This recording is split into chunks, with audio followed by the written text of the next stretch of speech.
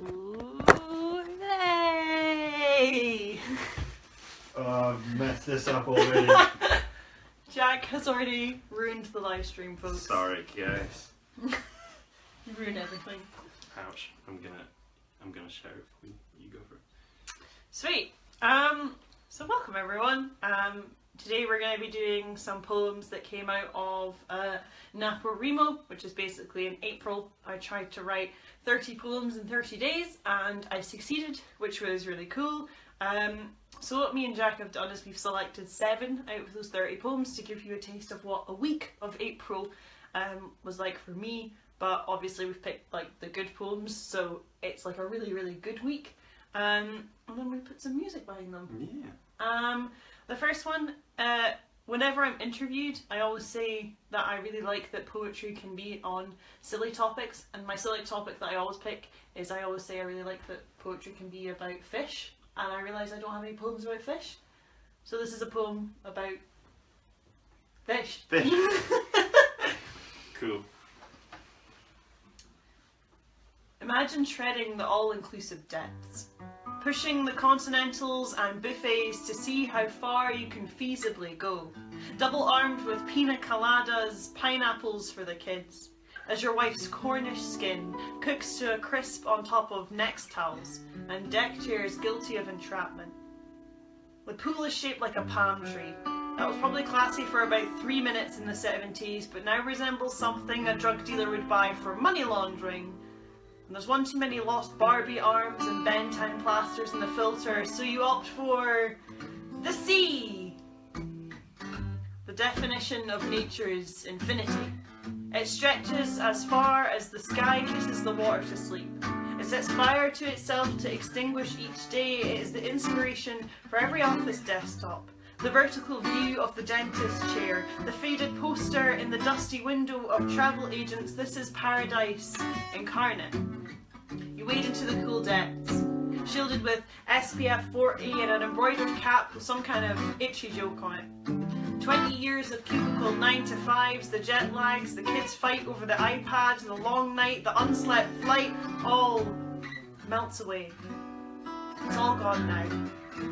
Till across your feet darts a demonic darkness, an exclamation mark to your commode pause, a rude natural but unnatural interruption. This is the pigeon of the ocean, the water-dwelling rats that sneak and slither in shapes that unsettle. This is the shoals that school you into submission. This is Nemo found and Dory remembered. This is a shark's tale boldly told across the folds of your skin. This is the clear, clear sea, populated with pits of squirming darkness. This is the first chord of Spielberg, the bass that bans you from the sea. This is teaching a man to fish, but leaving him unprepared for death. Grim death when slippery scales connect with pasty, hairy foot. This is half Christian Andersen. All Piscean nightmare, the cursed children of March. The Japanese folklore shakes that explain earthquakes. The coy feeling of reeling at slimy bellies flopped on sand. The cymbal scratched into dust to communicate Christianity. This is Jesus' offering to the hungry. And Yahweh's 5th day of creation. He took a day off 2 days later, and now you know why. This is the first step of evolution, introducing itself to your instep through times and eons. This is a fish on your foot. And the children are afraid to encounter something exotic. This is the scream of your wife, as she ushers precious cherubins to safety, the strongly worded complaint typed in the serenity of quaint, rainy Britain. This is a real complaint made to Thomas Cook, that nobody warned them there'd be fish in the sea, and the children were startled. That was cracking. Cracking. I'm just gonna check. Cracking? Weird little. There we go. There's a weird notification on my phone, and I was like terrified about halfway through that my phone had just crashed and decided it wasn't gonna live stream anymore. The next one is about living in Edinburgh, as I think about like 70% of my poems are. And I wrote it after I ran a poetry workshop. I help Loud Poets. We run poetry workshops every month in Annex Arts, and I just had a really lovely inspirational workshop. And we were playing the Amelie soundtrack, which just it makes me emotional every time. So I wrote this afterwards, and I have to say before I do it, like a big shout out to BB June, who is a poet in Glasgow, because they gave me like really good feedback on this poem, which totally changed how it ended and made the ending a lot better. So what I'm saying is BB wrote this poem. No, I wrote it. Every time we walk down the street, 1,000 lives buzz around our heads, like honeybees busily homing their lives. I share my streets with philosophers, builders, lawyers, runners, trombone players, tram conductors, women who wanted to be scientists when they grew up, the picture book writer who stamps inspiration into the pillow creases of small minds. I want to snap this crown in half, to gift it to the sad faces pressed on the bus windows, or the young widows, or the elderly who still volunteer every Sunday, or the little girl who gets bullied at school for the way her front tooth refuses to fit in. I want to love these clumsy gods until my heart breaks, until I can't conjure up the words to do humanity justice, until the only skill I can write on my resume to explain all the gaps is people watching. 22 years. I am lucky enough to be watching the first stone dropped in the pond, to see its ripple buzzing forever around my architecture, in the late night small talk of Memento Mori, in the first poem on the stage that stays long after the microphone is switched off, in the quiet nights in, where love is soldered and burns so bright the light bulbs shatter off at what they have witnessed. I want to collect more stones, pebble dash my pockets till I am heavy with possibility. Leave them next to the flowers that float on the breeze to mark once they were here, and they did this. Watch the sand shift around their existence, from the bus driver who builds the schedules, to the barista who brews the excitement, to the professors who love their studies, to the students with 2 eyes on tomorrow, to the protesters with 2 fists at the past, to the musicians who spend no time practicing because they're too busy turning their songs into pitches, to the librarian who categorizes creation, to the builder who stretches around scaffolds to skip breakfast, to the teachers and nurses and call centre workers. I want to see your unshakable joy, the faces you hit with your everyday miracles. Step through my front door, out into the unescapable sky, and know the world's in safe hands.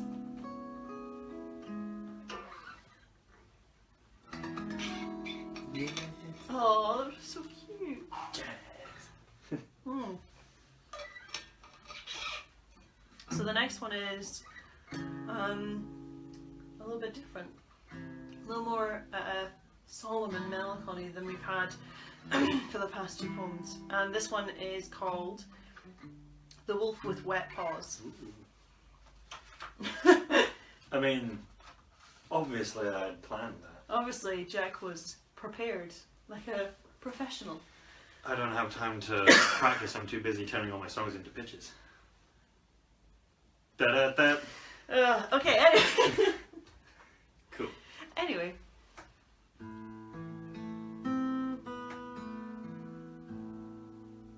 There's a wolf curled up on the doorstep. My boyfriend tells me to take him in. His wet feet are dampening the rug, and the way he looks at you through an eye made of needles is unnerving. So we let him in. I try to cook him tomato soup, but I burn it on the stove, clumsily slip the bowl to him, which he stares at, unknowing, like he's never tasted comfort before. I try to talk to him, ask him where he came from. His eyes look old. In his dreamless shape, he settles for becoming my shadow, following me on trips to Lidl, nudging lemon cake into the trolley, walking past the park, queuing at the post office. The wolf has nothing but time on his paws. None of my friends comment on my wolf. I think they're too polite to chat. He's worn a patch under the dining room table that I tell people is my desk so that they'll think this writer thing is real, and he keeps nudging me towards all the right words to say. He encourages me to curl up and read for no reason, or sleep later than I planned. I'm trying to listen to my wolf. I am. I promise. I'm just not sure what he's trying to say. One day I come home and the wolf looks more like a bear. He gets up on 2 feet and holds me for 2 seconds too long. Enough to communicate he could crush me if he wants to. I wake up the next morning and he's gone. I don't know if I'm lonelier now.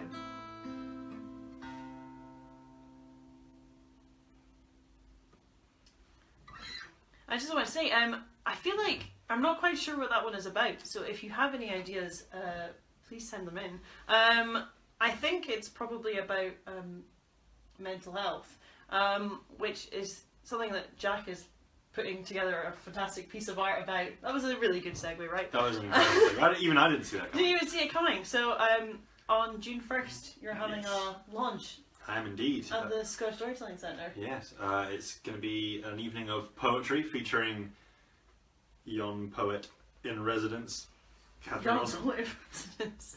Basically means I won't leave your house. That's fine. Yeah, we'll have poetry, talks from mental health charities, and there'll be an evening of tricks up our sleeves that we're not going to give away all at once, but we're going to be doing a full hours acoustic set with my band Hinks.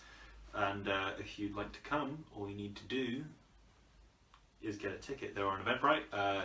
The event's called Hinks Fabric, or the Hinks Fabric Launch. All you need to do is type that in, Hinks. Not everyone knows how to spell that. Yeah, tickets are £8. If you want to come along, we'd more than love to have you. I'm really excited for it. So am I. But then I'm going to be performing, so you already know it's going to be good. So the next one is based on a shop in Edinburgh called Carnival Vintage, where Jack actually works 1 day a week, and I really like it, and basically tweeted them shamelessly being like, hey, you could have a poet in residence, and they were like, you could be our poet in residence. So I thought, what would a poet in residence at a vintage shop write about? And this is what I wrote. And this is called Down Westport. During the day, we like to try on other people's stories. Morning catch-ups for coffee in Stockbridge. Stories swapped like second-hand shops, afternoons spent perusing pre-owned books, and Netflix marathons for new points of view to see how they fit. For evening treats, we hold hands through terrible movies at Fountain Park, dodging through the twists and turns of someone else's backstory. We gaze out of windows and rewrite the silent chapters of strangers, live lives through someone else's eyes, but we often miss what's written in the margins. I heard on the radio that the Wright brothers forcibly swapped positions with each other during arguments. To better understand each other's frustration, they tried it on as their own for a moment. Got a sense of how it sat on their shoulders, how it furrowed their brow. Somehow, it kept them empathetic. We don't often keep hold of our rented perspectives, but down Westport there are vintage shops where the stories are stitched into every hem, every button replaced carefully to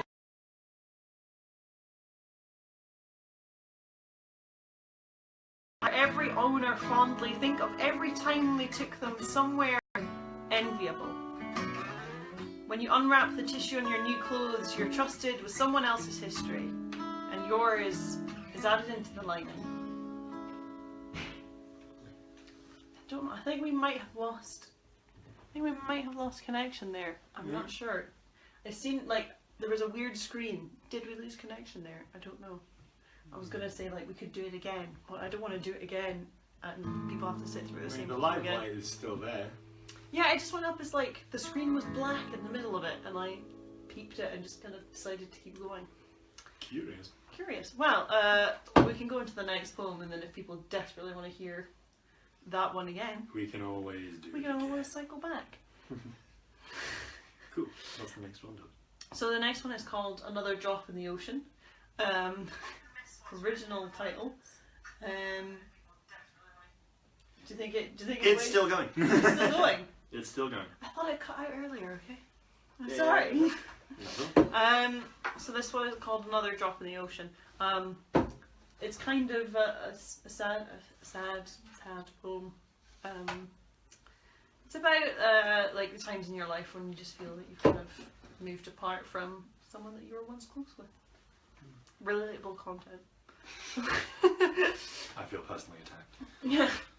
Fucking hate you, Jack. This was a fairly PG related live stream until now. Yeah. I just had to chuff it up with my bloody F-bombs. Anyway.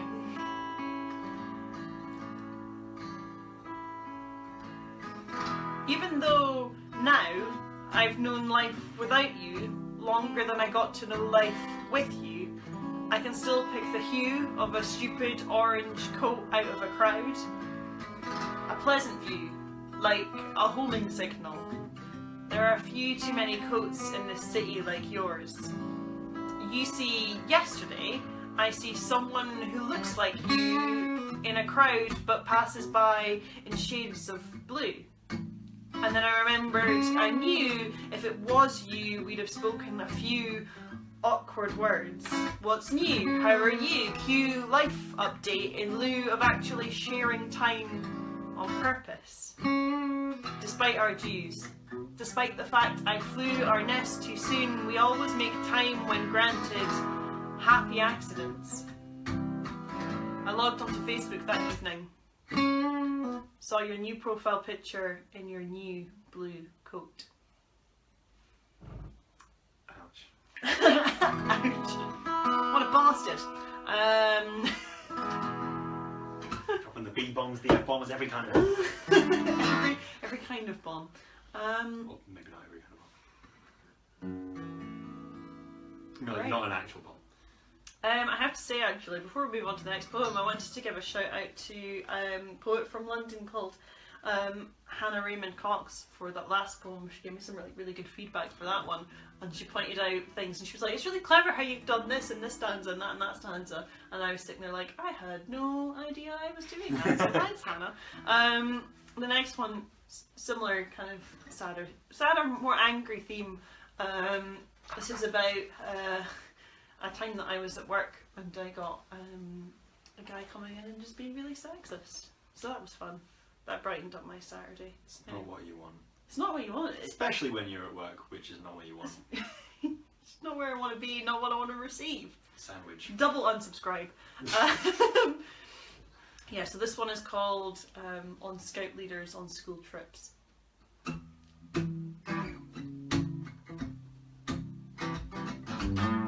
This is how it exists. In forceful insists and a quick dismiss of the weather girl describing the rain on your window.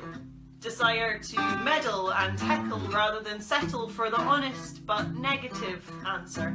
From women who speak carefully, resisting is heresy. I could have coped with this on any other day.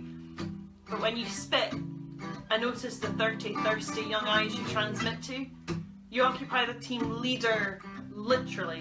For some of these 8-year-olds, you are the unique form of masculinity they encounter. From us, they failed to learn anything more than the uncomfortable hand-me-downs your father gave you too. What happened to camping and clapping at terrible crafts? All this noise because it's unsafe to show a locked room to your 30 tired and bored young boys. This is the first step of winning the badge of not accepting women telling you the words you don't want to hear. This bellow of non-submission trips me into focusing on how long your words will truly echo. And you didn't echo. Sick. Milk that echo. Milk So it. good. Real good. So this is the last poem. No. It's been beautiful, guys.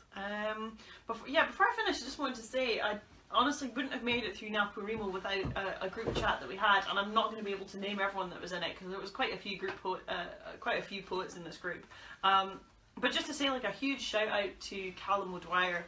He's an absolutely fantastic writer and one of the reasons that I'm writing today. And he was like, I want to set up a nice chill little NaPoWriMo group where people can kind of encourage each other, and I'll post up prompts every day.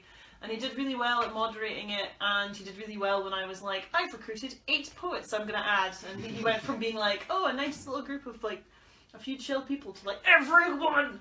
Everyone in the world. And it was lovely, and actually, hopefully, it's going to go forward and keep being this space where we can share new writing. And the stuff that people were producing was just so good, so good. So I'll try and post the names of all the poets in the comments of this if you're interested. This is a poem also based on being at work, because it's half of where we spend our lives. Until the grave. This is a poem about my parents. There's a man at work. He's about 72 and he has no idea what I do when I'm not here. Most of them know I'm a writer, but right here I don't think they understand it as anything more than a hobby. He's chatting to me about his good friend's daughter. She's a proper author.